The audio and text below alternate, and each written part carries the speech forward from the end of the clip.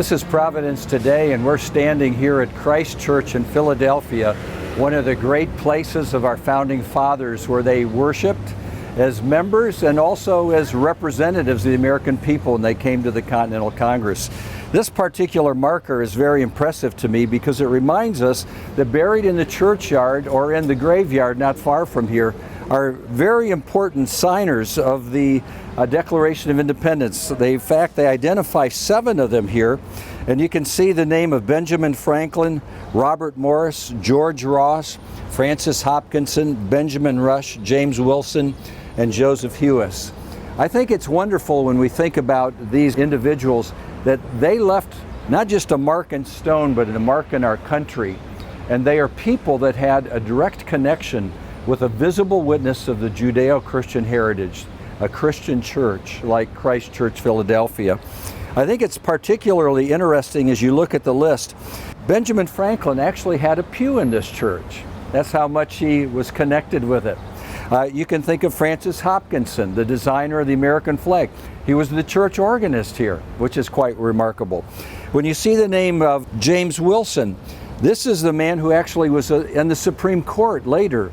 And he's a man, when he came to the Constitutional Convention, who actually developed the idea of what we call the Electoral College. That's often in the debate of what's the way democracy should work. Well, he developed that. He was from this church. And of course, Benjamin Rush was an MD. He was the father of the Abolitionist Society in America.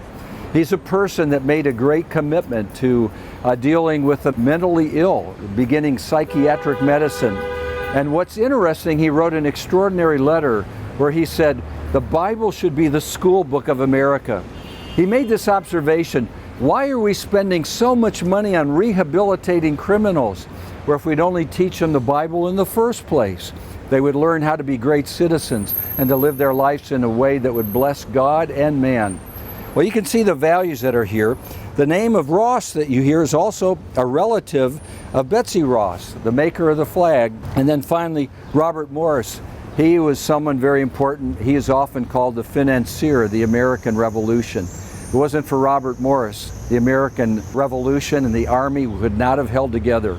Someone who sacrificed greatly. At the core of every Christian church is the Scriptures, the Bible, the Old and New Testament.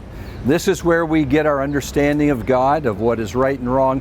And as much as people talk about Jesus, we would know nothing about him if we did not have the Gospels in the New Testament. The Bible is not just a book that we should read for information, but it is the living value structure that's brought the best things the world has ever seen. As a result of the Bible, babies were no longer being left to die as they were in the Roman Empire. They were protected as valuable. They were also recognizing the ill. Sick people were not abandoned. Hospitals were born. And as Christianity developed because of its holy book, we realized that everybody should be able to read. And so universal education was born. Because the Bible was so important, before long they had to develop a way to make many copies. That helped to spur the printing press. Have you heard of Gutenberg's Bible? One of the greatest achievements in history. That was the printing press. And so when we look at the Bible, we find here the source of the most civilizing impact of anything in the history of the world. Our founder said the Bible is the source of civilization. Sometimes we hear about Western civilization. Do you know what that is? That's the application of Jesus' teaching of loving your neighbor, of doing what is right and just in your society. And it creates a world unlike any place there is on this planet, unlike anything that's ever been known. With all the warts and wrinkles of Christians who are imperfect, all the failures of America, there's never been something as powerful as what has come from the Bible. It's still the best we've got. And when we lose it, some of the things we cherish are going to disappear with it. So we thank God for the church that maintains our focus on the Word of God, Old and New Testament, that give us the values, the Judeo-Christian value structure that makes America possible.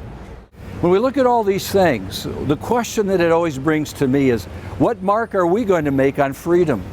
What will our legacy be? It may not be big, but when we are faithful to where we are with what we've been called to do, using our gifts for the common good, for the vision of making the world a better place than we found it, we're beginning to reflect one of the great teachings of Jesus Christ. Love your neighbor as you love yourself. Love God, love your neighbor. Do unto others as you'd have them do unto you.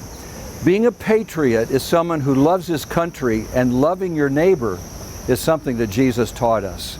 So I'm hoping as you think about Providence and Philadelphia, you'll want to learn more. The way you can do that is to go to our free downloadable app, the Faith and Freedom app.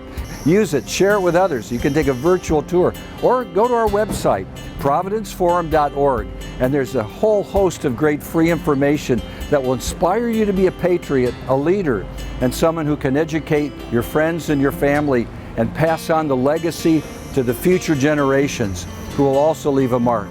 Who knows, maybe one of your children that you're touching will become the next Benjamin Franklin or Francis Hopkinson or George Washington. Well, this is Providence Today. Thanks for listening.